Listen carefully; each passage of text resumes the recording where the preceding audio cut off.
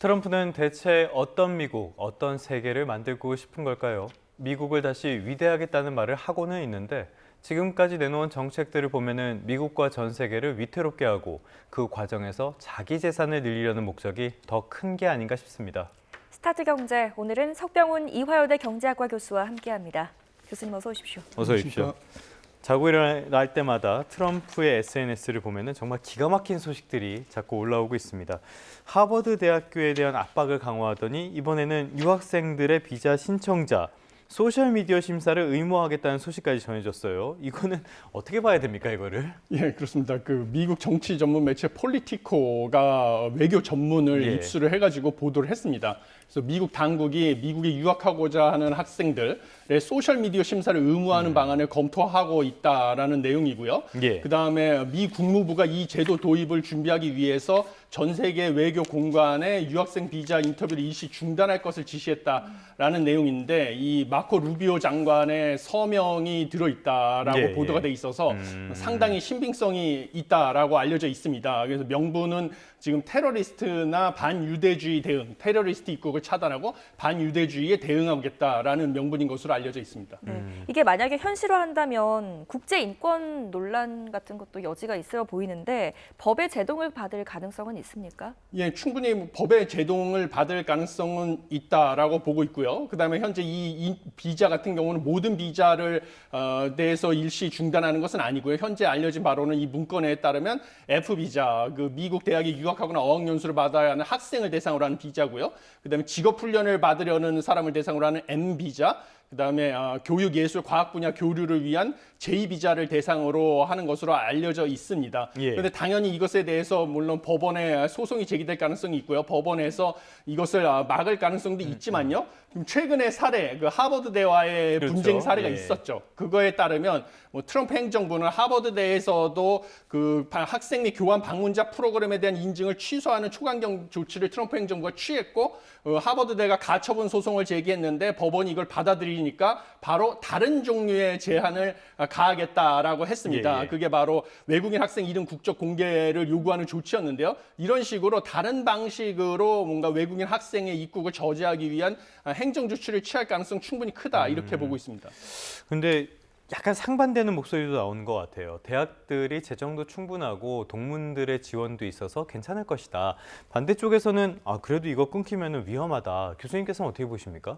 예, 아무리 그 재정 네. 지원을 갖다가 동문으로부터 기부금이나 이런 것을 통해서 받는다고 해도요, 실제로 많은 사립대학뿐만 아니라 주립대학들이 정부로부터 재정적 지원에 의존하고 있는 것은 뭐 부인할 수 없는 사실입니다. 예, 예. 그런 막대한 재정 지원에 대해서 제재를 받는다든지 그 외에 뭐 연구라든지 학생 유치에 대해서 여러 행정적인 제한을 가한다고 하면요, 이거는 제 대학 입장에서는 무시할 수 없는 그런 타격을 받은 것이 불가피하다 이렇게 보고 있습니다. 그래서 이것이 뭐 제 대학 입장에서는 트럼프 행정부의 뭐 반유대주의라든지 예. 이런 배타적인 정책에 대해서 대학생들이라든지 이런 쪽에서 반발이 나오니까 이것을 막기 위한 목적으로 이런 조치를 취하는 것이라고 보고 있고요. 이런 것에 대해서 사실 뭔가 동문의 뭐 기부 이런 것만 의존을 해가지고 대학을 운영한다, 100% 운영하는 것이 가능하다 네네네. 이렇게 보기는 어렵다라고 보고 있습니다. 네. 그런데 하나 궁금한 게요. 지금 미국이 갖는 강점 가운데 하나가 대학에 대한 그런 강점도 있고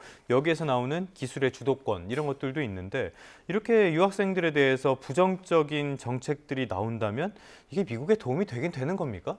당연히 미국에 도움이 되지 않는다고 예. 보고 있습니다. 왜냐하면 지금 현재 미국의 대학들이 연구 개발이나 학문적 수준이 상당히 높은 것은 많은 외국인 우수한 학생들이 미국에서 유학을 하면서요. 그 동료 학생들과 경쟁을 통해서 학문적인 발전의 속도를 끌어올리고 또 미국 대학에서 연구를 하고 있는 많은 연구자와 교수들 역시 연구와 협력, 그다음에 경쟁을 통해서 새로운 혁신 기술을 개발하는 데 기여하고 있기 때문입니다. 그런데 네. 이것을 갖다가 뭐 반유대주의, 반미 정신을 배척한다, 반미 정신을 배척한다는 이유로 제한을 가하게 되면 당연히 기술 발전의 속도를 떨어뜨린다라고 해서 뭐 예. 중국으로부터의 기술 추격 이런 것들을 허용할 가능성은 상당히 크다. 그래서 장기적으로 봤을 때는 미국뿐만 아니라 전 세계의 기술 발전을 저해하는 그런 악영향을 미칠 수밖에 없다. 이렇게 보고 있습니다. 네, 무엇보다 한국인 유학생들 상황도 좀 걱정이 되고 있습니다.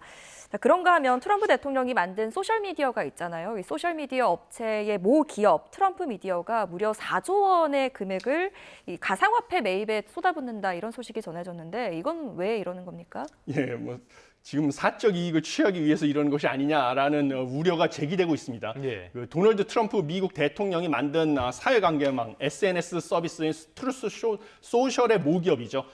트럼프 미디어 앤 테크놀로지 그룹 TMTG라고 하는데 무려 30억 달러, 약 4조 1천억 원이죠. 를 투입해서 가상화폐를 매입하려고 하는 계획인 것으로 알려져 있습니다.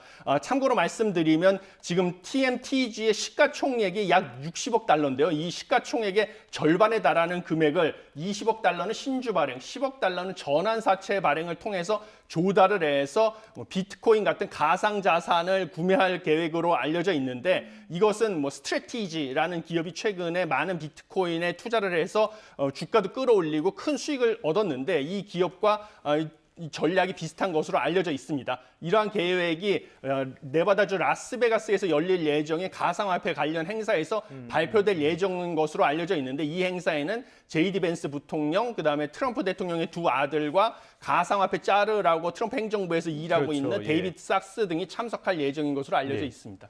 이 데이비드 sak스도 관련해서 좀 문제가 있는 인물로 알고 있는데 역시 이해 충돌을 의인화하면은 아마 트럼프가 나오지 않을까 이런 생각도 드는 소식들입니다. 최근에 카타르에서 뇌물 문제도 좀 있었고요.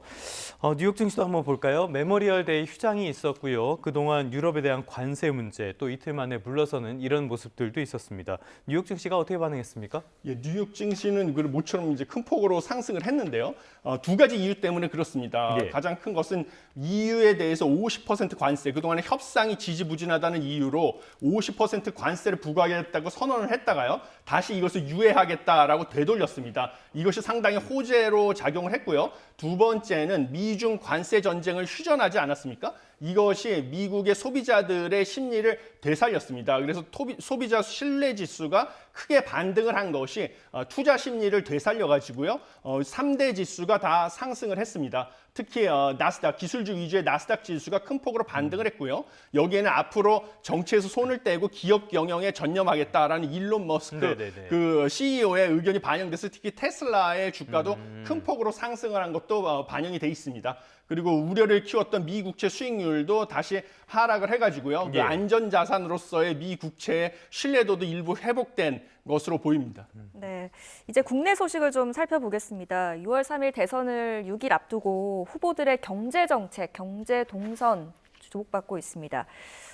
민주당 이재명 후보와 국민의힘 김문수 후보 각각 반도체 현장 찾았는데 조금 엇갈렸어요. SK하이닉스를 이재명 후보가 찾았고 삼성전자를 김문수 후보가 찾았습니다. 이 같은 행보 어떻게 보셨어요? 예, 무엇보다도 그 두 후보가 강조하는 산업 정책의 우선순위가 다르고요. 그다음에 경기도지사 시절에 두 후보가 각 기업과 맺은 인연이 다르기 때문에 예, 이런 예. 것들을 부각시키기 위한 선거 전략 차원에서 이렇게 다른 기업을 방문한 것으로 보여집니다. 먼저 삼성전자 평택 캠퍼스 같은 경우에는요, 김문수 국민의힘 후보가 경기도지사 시절에 그렇죠. 예. 이뤄낸 최대 업적 중에 하나로 생각을 하고 있습니다. 김문수 후보 같은 경우는 경기도지사 취임 직후인 2007년에 주한미군기지 이전에 따른 평택시 등 지원 등에 관한 특별법을 근거로 부지를 확보하고요. 그다음에 약 4년에 걸친 그 협상을 통해서 삼성전자의 그 평택 캠퍼스를 갖다 유치하는데 성공을 했습니다. 그래서 자신의 최대 업적이기 때문에 여기를 방문을 해가지고요.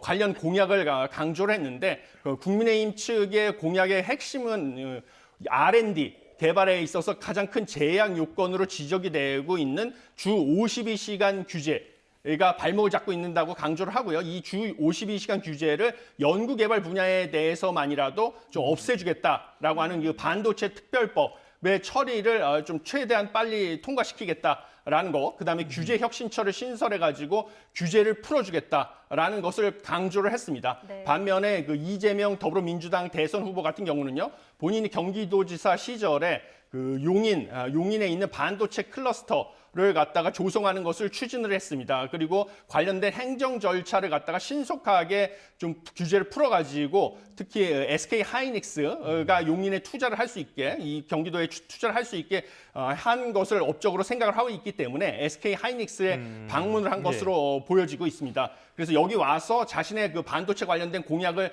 강조를 했는데, 민주당 측의 반도체 공약 같은 경우는 생산세액 공제죠. 국내에서 생산 판매되는 반도체 제품에 대해서 최대 10%의 세액을 공제해주는 제도, 그 다음에 재생에너지 100%라는 거 하는 RE100 관련된 인프라를 구축하겠다. 그리고 고급 인재 양성에 대한 지원을 하겠다라는 대책을 강조를 했습니다. 알겠습니다. 두 후보의 상반되는 행보까지 살펴봤는데요. 일단은 두 후보가 반도체 같은 중간재 관련된 공약들도 나오고 AI, 인공지능에 대한 공약도 내놨습니다. 전반적으로 근데 평가는 꽤 박한 것 같아요. 교수님께서는 어떻게 보십니까? 예, 무엇보다도 가장 중요한 것은 이렇게 여러 가지 뭐 세금을 깎아주겠다, 예.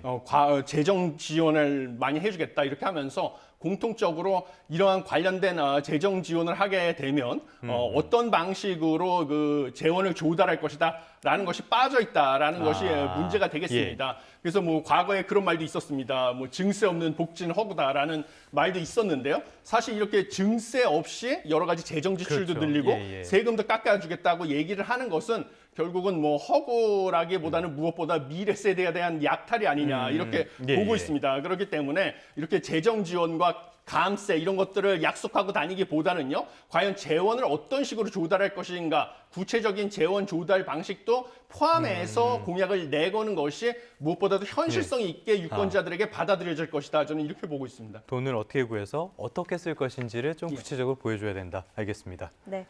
자, 팍팍한 경기에 그나마 가계대출 금리 하락세가 이어지고 있습니다. 주택담보대출 금리가 7개월여 만에 3%대로 내려왔다고요? 예, 그렇습니다. 그나마 좋은 소식인데요. 시중은행 주택담보대출 금리가 7개월 만에 3%대로 떨어졌는데요. 그것뿐만 아니라 예금 금리와 대출 금리의 차이인 예대 금리 차도 8개월 만에 축소 전환을 했습니다. 예. 그래가지고 그 주택담보대출 같은 경우는 3.98%로 전달보다 0.19%포인트 떨어졌는데요. 이렇게 주택담보대출 금리가 3%대로 떨어진 것은 지난해 9월 이후에 처음입니다. 그런데 이 가장 큰 이유는 은행채 5년물 같은 고정금리 주택담보대출의 지표금리가 지난 4월에 큰 폭으로 내린 것이 가장 큰 이유가 되겠습니다. 그다음에 저축성 수신금리도 2.7%로 0.13%포인트 떨어졌는데요. 그래도 이거보다는 대출 금리가 더 크게 떨어져가지고 예대 금리도 줄어들어가지고 그냥 그동안에는 은행이 이자 장사를 한다는 비판을 받았었는데 그런 비판도 좀 줄어들게 됐다라고 보시면 되겠습니다. 알겠습니다. 그렇다면 지금 같은 시기에서는 제가 지금 주택담보대출이 시급하다 이렇게 가정을 한다면 변동형이나 고정형 가운데 어떤 걸 선택하는 게 좋겠습니까? 예, 일반적으로 이렇게 금리가 하락하는 경우에는요, 한국은행 이창용 총재 같은 경우도 이제는 기준금리가 하락하는 금리 인하 시기에 접어들었다라고 밝힌 바가 있습니다. 금리가 이렇게 하락하는 경우에는 일반적으로 5년 주기로 금리가 바뀌는 고정금리 대출 주기형, 이런 혼합형 이런 대출보다는 변동금리 대출을 받는 것이 유리합니다. 그런데 문제는 지금 금융당국의 대출 규제 때문에요. 현재는 변동금리 대출을 받기가 또 쉽지는 않은 상황이다라는 것이 문제입니다. 실제로 보면 금융당국에서는요, 그 대출을 규제하고 대출 금리가 변동하는 위험으로부터 금융 소비자를 보호하겠다는 명분으로요, 스트레스 DSR 규제를 강화하고 있습니다. 그래서 변동금리 대출을 받을 경우에는 고정금리 대출보다 대출을 받을 수 있는 한도를 더 낮게 하는 대출 규제를 할 뿐만 아니라요. 그 다음에 시중은행에게 변동금리 대출에 대해서는 고정금리 대출보다 가산금리를 더 높이는 방식으로 대출을 할 것을 유도하고 있어가지고요. 실제로 금융소비자들이 변동금리 대출의 경우에는 대출금리를 더 높게 내야 되기 때문에 고정금리 대출을 많이 받고 있는 형국이라서 특별히 변동금리 대출을 받으라고 권유드리기는 쉽지 않은 상황이라서 좀 안타까운 현실입니다. 네. 갈아타기를 하실 분들도 고민이 많으실 것 같습니다. 지금까지 이화여자대학교 경제학과 석병훈 교수와 함께 다양한 경제 이슈들 진단해봤습니다. 오늘 말씀 고맙습니다.